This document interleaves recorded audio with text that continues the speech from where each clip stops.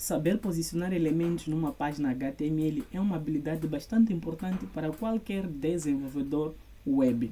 Por isso que eu estou a preparar esse pequeno vídeo, que é para te explicar com o máximo de detalhe e paciência possível que eu tiver, que é para você exatamente entender como usar esses tipos de posicionamentos aqui, que é uma coisa bastante simples, mas para compreender é um pouco difícil. Eu estou aqui para tornar essa compreensão muito fácil. Então, por questões de didática, eu preparei esse pequeno layout aqui. Já vou adiantando que o CSS para fazer isso aqui não importa, tem nada a ver com o que eu vou explicar aqui. Então, preparei esse pequeno ambiente aqui, que é para ser simplesmente didático mesmo. E depois, aqui no meu HTML, o que é que eu tenho? Dentro do meu body, eu tenho um container, que tem uma classe exatamente container.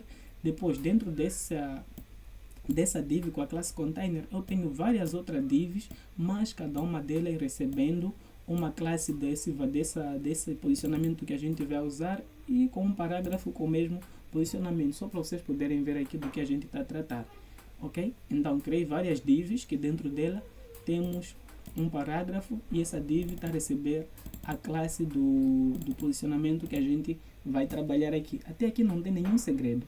E aqui no meu CSS eu tenho exatamente aquelas classes das minhas divs sendo chamadas aqui, que são as classes de cada uma dessas divs que estão aqui. Eu espero pelo menos até aqui estarmos juntos.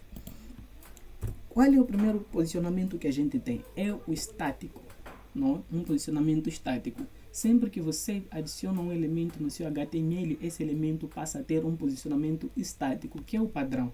Então, eu por aqui um position estático, static ou não faz alguma diferença. Isso aqui não vai acontecer nada com ele, porque por padrão ele já vem com esse estático. Então todos esses elementos aqui estão sendo estáticos. Agora, se eu quiser mudar o posicionamento desse nosso elemento aqui estático, eu terei que usar, por exemplo, o margem. Por exemplo, posso dizer o margem top 30 pixels. Só que ele dá esse espaço de em cima 30 pixels, mas ele acaba quebrando aqui o layout da minha página. Vocês veem que o layout está muito desorganizado, as coisas já não estão alinhadas. E quebrou mesmo que aqui tem um espaço maior em relação a esse daqui. Então ele quebra o layout da página. Se eu quisesse fazer isso sem quebrar, eu teria que usar o transform. Por exemplo, transform, uso aqui um translate no eixo Y. Posso pôr aqui 30 pixels, que é um valor positivo, então vai descer para baixo. Então fazendo desse jeito eu consigo movimentar aqui um posicionamento estático sem quebrar o elemento, o meu layout é desse jeito aqui. O segundo posicionamento que nós temos é o relativo. Vamos por aqui, position relativo. O que é que o relativo faz? O relativo basicamente ele funciona que nem estático, mas ganha a possibilidade da gente posicionar ele no eixo X ou Y se usarmos o transform, e também ele não vai quebrar o layout. A gente pode posicionar isso usando, por exemplo, aqui o top 30 pixels. Conseguimos ver que ele se desloca aqui de cima para baixo e não quebra o layout. Podemos usar também, por exemplo, o left, né, que é para afastar ele, por exemplo, da direita para a esquerda. A gente pode pôr um 30 pixels e desse jeito ele se movimenta para a esquerda. Mas como o nosso container eu adicionei um overflow ID no CSS externo, ele está sendo cortado aqui. Até posso pôr assim como valor negativo, só para ele vir um pouco para esse lado aqui. Pronto. Então dá para usar esses valores negativos assim como positivos. Se a gente quiser mover ele de baixo para cima, podemos usar aqui o top ou bottom. De esquerda para a direita, podemos usar o left ou o right. Esse é o posicionamento relativo. Já o absoluto, o que que acontece? O absoluto basicamente ele perde todo o seu fluxo de posicionamento quando a gente adiciona aqui o position absolute. Como pode ver, ele perdeu todo o seu fluxo, mas atenção, quando ele perde seu fluxo, ele se posiciona na tela em relação ao seu último ancestral que não tenha uma propriedade estática. Vou explicar melhor isso. Quando a gente usa o absoluto, esse nosso elemento aqui vai se posicionar na tela em relação ao último pai dele. Ou seja, quais são os pais do nosso absoluto aqui? Ele está como filho. Tem como pai aqui o container e temos como pai aqui o body. Então esse nosso absoluto vai se posicionar em relação ao pai que não tiver o estático. Como eu disse, por padrão os elementos ficam com o estático. Nesse caso o nosso container está com posicionamento estático, assim como o nosso body está com posicionamento estático. Então ele não vai se posicionar em nenhum desses aqui. ok? Em relação a nenhum desses, nem container nem estático, nem o container nem o body, porque eles são estáticos. Se a gente quer que ele se posicione em relação ao nosso container, teríamos que dizer aqui, chamar o nosso container, dizer que o posicionamento dele vai sair do estático para relativo, por exemplo, e desse jeito o absoluto se posiciona em relação ao seu último ancestral, nesse caso que é o pai, que tem um posicionamento diferente do estático. No caso aqui é o relativo. Podia ser relativo, fixo, absoluto ou mesmo sky, mas não pode ser estático. Só desse jeito é que ele vai se posicionar ao seu pai, que tem um posicionamento relativo. Então isso é bastante feito por aí, faz-se muito desse jeito aqui, assim. Se você não sabe por que a gente fazia desse jeito, agora já sabe. É para esse elemento se posicionar em relação ao seu pai. E ele também ganha algumas propriedades, como é o caso do top. Podemos pôr também aqui um top 30 pixels. Ele ganha essa possibilidade, tem um right, só que ele está a ocupar aqui toda a tela, porque eu disse que essas minhas divs aqui vão ter um tamanho de 100%. Eu posso limitar para ele, por exemplo, por aqui um width, não tem que ser um máximo width, porque ele já tem um width de 100%, então o máximo pode ser, por exemplo, de 300 pixels. Desse jeito aqui já está bom. Então, como pode ver aqui, o nosso absoluto está aqui e está sendo posicionado em relação ao nosso container que adicionamos o position relativo. Então você meio que ele já sai da tela, mas nunca, ele fica livre na tela, mas nunca vai sair dentro do nosso container. Conseguiram perceber isso? Então esse é o nosso position absoluto. Ele também ganha essas possibilidades de ser posicionado desse jeito, tanto que ele também pode obedecer. Por exemplo, se a gente adicionar aqui um display grid, por exemplo, display grid, queremos centralizar ele bem aqui no meio da tela. Deixa eu só tirar até esse top aqui, que é para ficar bem no centro mesmo. Display grid para o nosso container. Depois posso usar aqui um grid, um place item, né? Por aqui um center. Veja que o nosso elemento foi posicionado bem no centro em relação ao elemento pai. Então meio que ele sempre vai obedecer essa estrutura que estiver aqui no elemento pai ou suas próprias estruturas. Então o position é desse jeito que a gente usa e podemos posicionar ele em qualquer parte dentro do nosso container. Bem, o próximo elemento que a gente temos aqui é o, deixa eu só comentar esse aqui. O próximo que temos aqui é o fixed.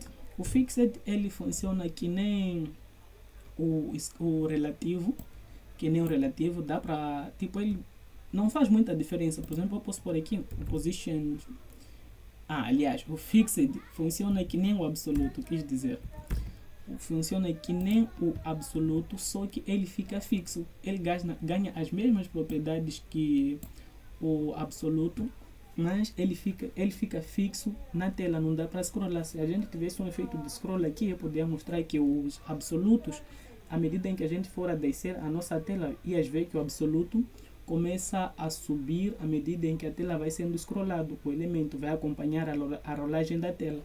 Já o fixed não acompanha a rolagem. Ali mesmo onde ele está, é lá mesmo onde ele vai ficar. Só para exemplificar isso, deixa só primeiro, eu vou aqui no meu container, vou adicionar um tamanho máximo para ele. Posso por aqui de 400 pixels. Depois que eu vou fazer aqui, vou vir para cá. Deixa só também pôr um máximo width para ele, para não saindo ali fora da tela, né? Por aqui 300 pixels.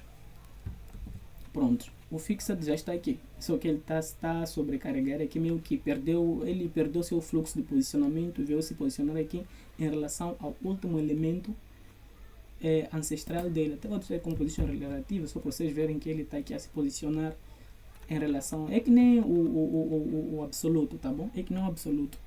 Então, outra coisa que eu vou fazer aqui só para ter um efeito de scroll aqui no meu container, posso multiplicar essas divs aqui, só para a gente ter um efeito ali, um efeito de scroll.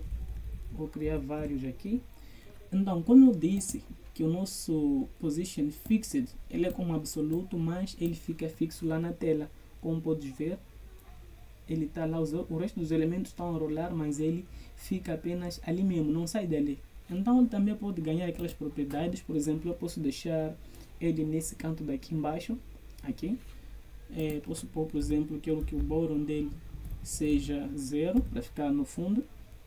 Depois posso dizer que o right dele também seja 0. A diferença do absoluto é essa daqui. Para além dele ser fixo, é que ele vai ser posicionado em relação ao viewport, enquanto o absoluto em relação ao container, ou seja, ao último pi, o fixed em relação ao viewport. Eu faço a correção aqui, eu tinha dito que eles têm a mesma propriedade, mas não. Como estão a ver aqui no exemplo, ele se posiciona em relação ao viewport, ao tamanho da tela. Não importa o quão grande essa tela for, ele sempre vai se posicionar naquele mesmo local, não importa o tamanho dele. Então o viewport desse jeito ele fica mesmo fixo, por mais que eu role a tela, ele não vai se movimentar junto com a tela e vai parar exatamente lá. Então esse aqui é o nosso posicionamento fixo. E para concluir, temos aqui, vou manter a rolagem, acho que ainda vou precisar. E para concluir, temos aqui o nosso Skype, que é basicamente colado, ele vai ficar colado. Ele herda as mesmas propriedades que o relativo, não é? Ele tem as mesmas propriedades que o relativo. Viu que mesmo que quando eu adicionei, nada aconteceu. E estou a rolar a tela também e não está a colar. Mas o Skype quer dizer exatamente isso, colar. O static, onde é que está? Tem muitos Skype aqui, deixa eu só voltar para apenas um. Eu vou mudar a posição dele para na terceira posição. Vou deixar ele aqui na terceira posição. Então o nosso terceiro elemento aqui, que é o Skype, já temos ele aqui. Vejam que quando eu rolo, ele também rola, né? Então deixa eu também só aumentar esses fixos aqui, porque eu quero uma rolagem um pouco grande a ponto dele sair quase fora da tela. Então temos aqui o Skype. Reparam que quando eu rolo, ele ainda rola com a página normalmente e consegue ser ultrapassada lá fora. O Skype está aqui, estou a rolar, saiu da tela, voltei. Então como é que ele funciona? O Skype ele geralmente é usado com um top. Por exemplo, eu posso pôr aqui top de 0. Ou seja, à medida em que eu estiver a rolar isso aqui, quando ele chegar no top da tela, ele vai ficar colado lá, não vai rolar novamente com a página. Estou aqui, estou a rolar, vejam que ele ficou colado lá em cima. Bom, ele não está conseguindo vir colar aqui nesses tracezinhos, porque o nosso container, eu adicionei um padding dele de 20 pixels. Então o que eu posso fazer é adicionar um menos 20 pixels aqui para o nosso Skype, que é para, ao rolar isso aqui, você vai ver que agora ele fica colado lá no topo do nosso container. Ok, nosso Skype está aqui, estou a rolar, ele ficou colado lá, o resto dos elementos rolam, mas ele não. Mas quando ele perde esse topping de menos 20 pixels, ele consegue descer para baixo. Também não fica colado lá quando estamos a descer, apenas quando estamos a subir e ele é passado. Então são basicamente desse jeito que você... o Skype também ganha aquelas propriedades de malta left, por exemplo, 30 pixels. Ele também ganha essas propriedades, pode ser afastado sem problema nenhum. Então basicamente desse jeito que você vai usar essas 5 propriedades do CSS, que dá para posicionar elementos em relação ao scroll, em relação a um elemento pi e por aí vai.